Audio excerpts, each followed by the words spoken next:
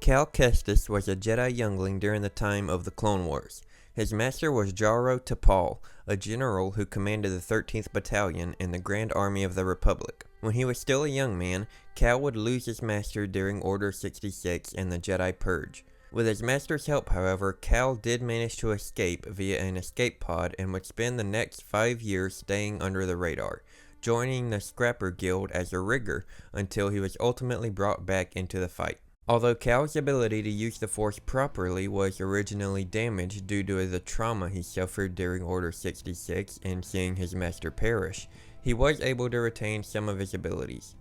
One of these was his rare power of psychometry, a Force technique which allowed him to sense the history of a person or object simply by touching that object or person.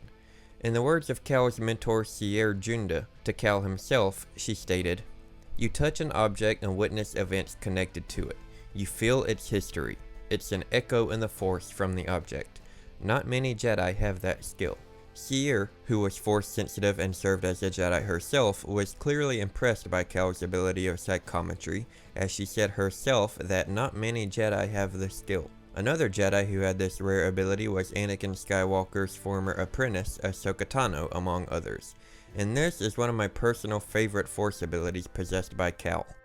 Cal's connection to the Force was eventually regained and he was able to use telekinesis techniques such as Force pull, push, and he could use the Force to allow himself to briefly run along walls and even help him swim faster. He also grew powerful in the use of Force stasis and was able to oftentimes hold multiple enemies in stasis at once and stop blaster fire in mid-air. Even though Cal would be easily outmatched by Darth Vader during their first confrontation, Cal would walk away with his life, and over the years he would continue to grow stronger in the Force. He managed to perform the Jedi mind trick on various individuals, even causing his enemies to turn against one another. He formed a mental connection with different animals, who he could call on to aid him in battle or simply help him through rough terrain. He was even known to use Force illusion, which, as the name suggests, is an ability where the user can create an illusion through the Force, which can be useful in battle as a way to confuse and throw off enemies. Cal Kestis was also a skilled mechanic, which worked in his favor when he needed to make repairs to or upgrade his droid BD-1 or his lightsaber. Speaking of, even though his training was originally incomplete due to the Jedi Purge, Kestis would grow to become quite skilled in lightsaber usage as well. He lost his first saber during his escape of Order 66, but he would take and use his fallen master's blade after these events, and would later use this weapon as well as Sierra's to build a double-bladed lightsaber which could also be split into two separate weapons. He would train and thrive in the use of not only single-bladed combat, but double-bladed as well, and he was able to use the method of Jar Kai, the ability to use two weapons at once.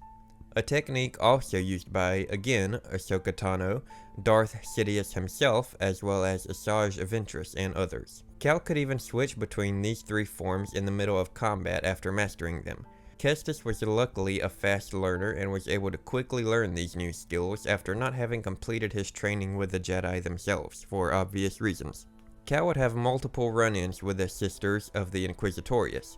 Though being outmatched at points, he would receive some compliments from the second sister after holding his own against her better on one occasion than the previous.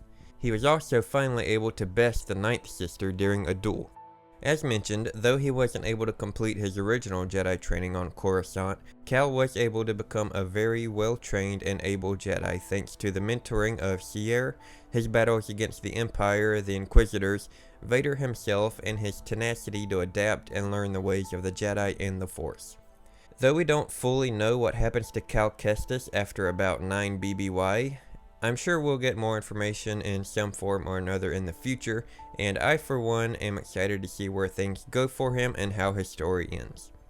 I hope you all enjoyed this video. Thank you very much for watching, and of course, as always, may the Force be with you.